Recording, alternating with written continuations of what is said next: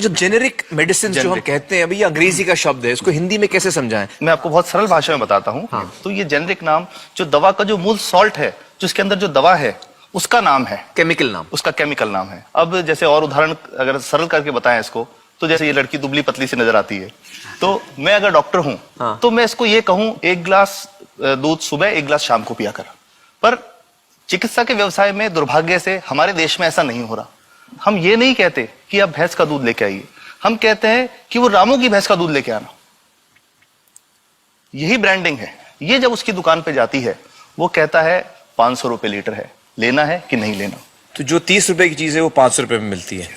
तो अगर मैं डायबिटीज की दवा ले रहा हूं और अगर मैं ब्रांडेड दवा लेता हूं तो मुझे कितने की पड़ेगी? जैसे एक 117 रुपए में भी है, 117 रुपए में मिलती है। अब और अगर वही चीज हम उसके जेनेरिक मेडिसिन के नाम से लें तो वो कितने की बनती है? वो मात्र 1 रुपए 95 पैसे में 10 गोली मिलती है।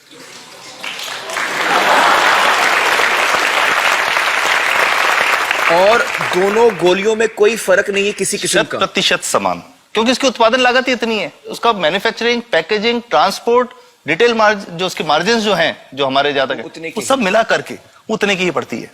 कुछ कैंसर के मैं आपको उदाहरण दूंगा, उसमें एक ही दवा जो ब्लड कैंसर के काम में आती है, बाजार में 1.25 लाख रुपए का एक पैकेट मिलता है। 1.25 लाख का एक पैकेट जो 1 महीने चलता है। और जेनरिक में वही दवा जेनरिक में अलग अलग कंपनीज जो बनाती हैं, एक 10,200 में बेचती है, एक 8,800 में बेचती है और एक 6,500 में बेचती है। मतलब ये आपका ये कहना है कि आपके ये प्रयास से इतने कम में राजस्थान में पब्लिक को, आवाम को ये दवाएं पहुंचा रहे हैं आप इस वक्त? जी, क्या बात है। मेरा ये सवाल है कि डॉक्टर्स जो हैं वो हमारे पर्ची पर जेनेरिक नाम क्यों नहीं लिख के देते? क्यों लिखते हैं वो ब्रांडेड? जाने नहीं देंगे बाहर फिर? नहीं, सब जाने देंगे। जब एक नया मेडिकल प्रैक्टिशनर जब प्रैक्टिस शुरू करता है, तो उसके पास जो कंपनी के जो मेडिकल रिप्रेजेंटेटिव्स होते हैं, सेल्स बढ़ाने का उनका काम होता है, मार्केटिंग प्रिंसिपल के हिसाब से सेल्स एजेंट होते हैं बेसिकली। फिर वो कहते हैं साहब आप हमारी जो दवा है यही लिखना, ये बहुत बेहतर दवा है, इससे मरीज ठीक होगा। और उनको डॉक्टर्स को लिखने के लिए उनको प्रेशराइज किया जाता है, उनको टेम्प्ट किया जाता है। तो ये इसमें बहुत बड़ा कारण है जो दवा की कीमत को उसकी वास्तविक कीमत से 5-10 गुना 20 गुना तक बढ़ा देता है। एक बहुत बड़ा कारण है, क्योंकि हमारे पास जब हम टेंडर करते हैं तो बहुत सारे कंपनी वाले आते हैं, जो भारत की जो सबसे बेहतर कंपनियां, जिसके भी नाम वो रेपुटेड कंपनियां जिनके नाम आप ले सकते हैं, वो सभी हमें वो उसको जो 70 रुपए की है उसको 2 रुपए में 5 रुपए में दे रही है, 30 रुपए की दवा 2 रुपए में दे रही है। इतना ज्यादा फर्क तो कंपनी तो दे सकती है और देना चाहती है, और हमें देती भी है इतनी कम दामों में, हमें दे ही रही है ना, ये संभव तो है। अच्छा, मैं आपको बताऊंगा कि भारत से हम लगभग 45,000 करोड़ रुपए की जेनरिक दवाइयां प्रतिवर्ष विदेशों को निर्यात करते हैं। आप भेजते हैं दुनिया भर में जेनरिक, ये जो सस्ती दवाएं हैं आप विश्व भर में भेजते हैं, और हमारे लोगों को नहीं मिल रही। हमारे देश में महंगी है, हमारे देश में महंगी है, और अगर ऐसा है तो हमें कोई ईस्ट इंडिया कंपनी की जरूरत नहीं, हम वापस उसी दिशा में जा रहे हैं। आपने जब ये शुरू किया तो आपको कोई रेजिस्टेंस फेस करना पड़ा राजस्थान में? देखिए, जो प्रयास हम कर रहे हैं ये बेसिकली धारा के विपरीत बहने का एक प्रयास है जी। काफी थ्रेट्स भी हैं, क्योंकि इसमें माफियाज भी हैं, ड्रग माफियाज जो ऑपरेट करते हैं।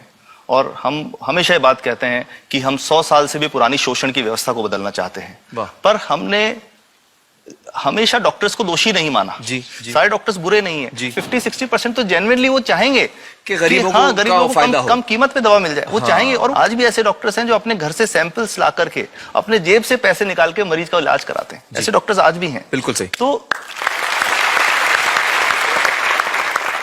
मैं इनको एक उदाहरण भी बताता हूँ कि कैसे हमारे जो काम वाली थी, उसका बच्चा था छोटा। इंसिडेंटली हम कुछ समय छुट्टी मनाने कोई बाहर गए, जब हम लौट के आए 10-12 दिन बाद, तो वो लक्ष्मी के साथ उसका छोटा जो बेटा था राजू, वो भी उसके साथ आता था जब, और मेरे बच्चों के साथ खेलता था, मेरे बेटे के साथ खेलता था। तो वो लक्ष्मी अकेली आई, राजू नहीं आया। तो हमने पूछा कि क्या हुआ, तो उसने जो बात बताई कि साहब वो उसको, आप गए थे, उल्टी दस्त हो गया था। उल्टी दस्त की बीमारी के लिए वो जब दवा लेने गई तो केमिस्ट ने उसको कहा कि इसके तो 400 रुपये लगेंगे। तो उसने कहा साहब मैंने खूब मांगा, मेरे पास 400 रुपये मुझे नहीं थे, और मेरा बच्चा रात को ही उसको दस्त आते रहे, वो खत्म हो गया। और मैं आपको ये कहना चाहता हूं कि वो जो दवा लिखी थी कि वास्तव कीमत 1.5-2 रुपए ही है, तो वो बच्चे की जान बच सकती थी। 65 वर्ष के बाद भी अगर कोई बच्चा उल्टी दस्त से मर जाए तो मैं नहीं समझता इससे शर्मनाक बात कोई हम लोगों के लिए हो सकती है। और सबसे बड़ी बात कि इसे आसानी से बदला जा सकता है। हमें सबको एक समन्वित, एक संगठित प्रयास करने की जरूरत है। ये तो कुछ भी नहीं है, कोई नई फैक्ट्री खोलनी नहीं, कोई नई दवा नहीं बनानी, ये सब जो गलत चल रहा है इसको रोकना ही तो है।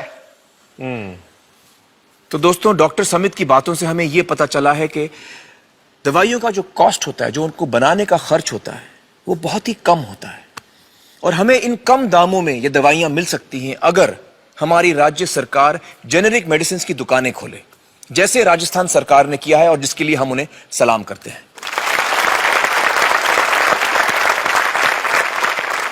एक बात और, अगर आप एक एनजीओ हैं और आप जेनेरिक मेडिसिन की दुकान खोलना चाहते हैं तो department of chemicals and fertilisers आपको 50,000 रुपए की ग्रांट भी देता है।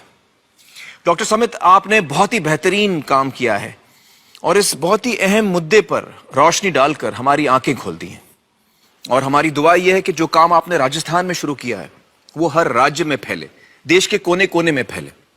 बहुत बहुत शुक्रिया हमारे साथ बातचीत करने का doctor Samit. Thank you so much.